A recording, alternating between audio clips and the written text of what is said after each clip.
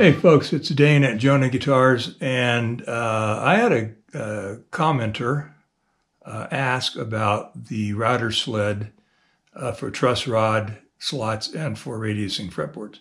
And so I'm going to try to briefly kind of go over that. I know I've got videos that I do that briefly, but anyway, I'm going to give you a little more in-depth of that, I suppose, and see if we can answer some of the questions. All right, so here we go. Here is the router sled right here. All right, and there's stuff everywhere, and it's just the way my shop is, and I don't care. So originally these rails just went to the end of where the wood is, and that was great for guitar necks, but then I had to do a bass neck, and so I pulled the runners I had off and got longer ones. So I believe these are 3 feet, and the other ones are 24 inches. And we'll do a quick measurement. So the overall jig is 24 inches, or the base, I should say, and then the runners are 3 feet. So yes, let me just give you all of the shots here before we talk about how it actually works. So underneath here, you can see that I just have a base plate, this piece of 3/4 inch MDF. Then I have a couple pieces of maple right under the aluminum L metal. And I'll give you the dimensions on those in just a second, as everything else. So, yeah. And then you just basically make a channel here where the router will ride. Now, some of these dimensions probably won't make any sense because the router sits in between these rails and rides on top of the neck itself to run the truss rod groove in it. And then we have the radius, fretboard radiusing part of the jig, which is just a little box that you stick the router in, and then 2 outside add-ons there that have the radius. In this case, it's the 12 inch, and then I have a 9.5 inch as well. And this is not as fancy as the one with the wheels and all that. You just have to, guide it up and down. Oh, I wasn't going to show you how that all worked until later, but anyway, so this just goes back and forth as a radius and up and down the neck to give you that. But we'll set that aside for now. All right, so the idea, let me point something else real quick. You can see that this rail is hanging over that piece of maple a little bit, and the reason that is because I probably just screwed up, or I changed routers or something. I just don't remember. It's been a long time. So this one fits the router plunge, the Makita, plunge router that I have. I made it wider on the base in front of one side of this thing so that I can screw it down to the wooden bench, or in this case, when I have it on my saw table, I can clamp it down to the bench out here, and then nothing's in my way. So yeah, let's do the measurements.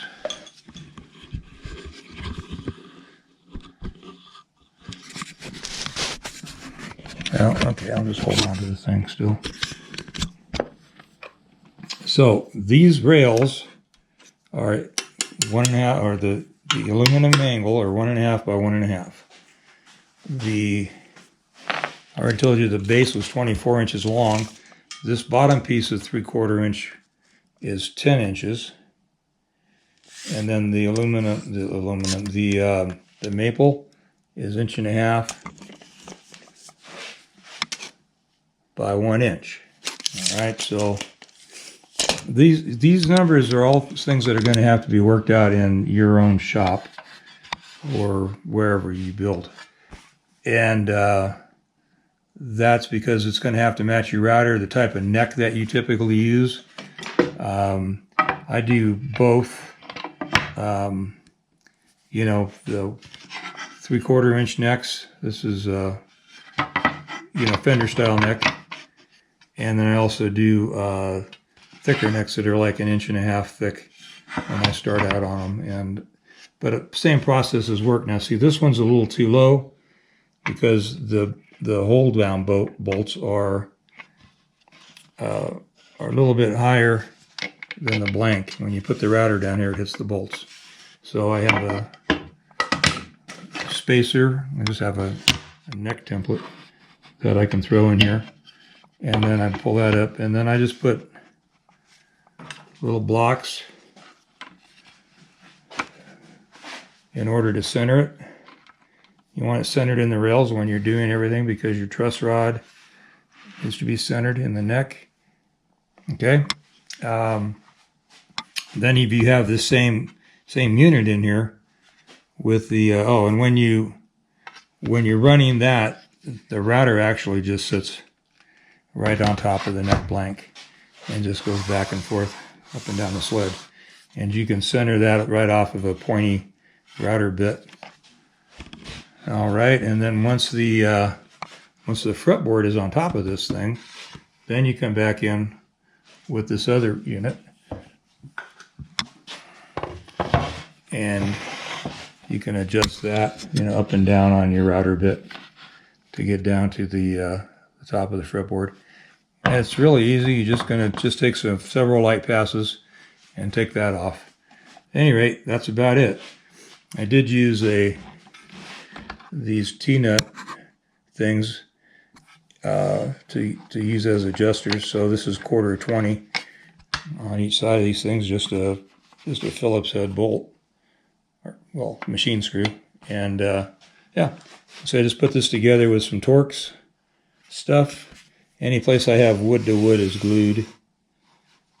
Anyway, I think that's about everything I can think to mention for you. So if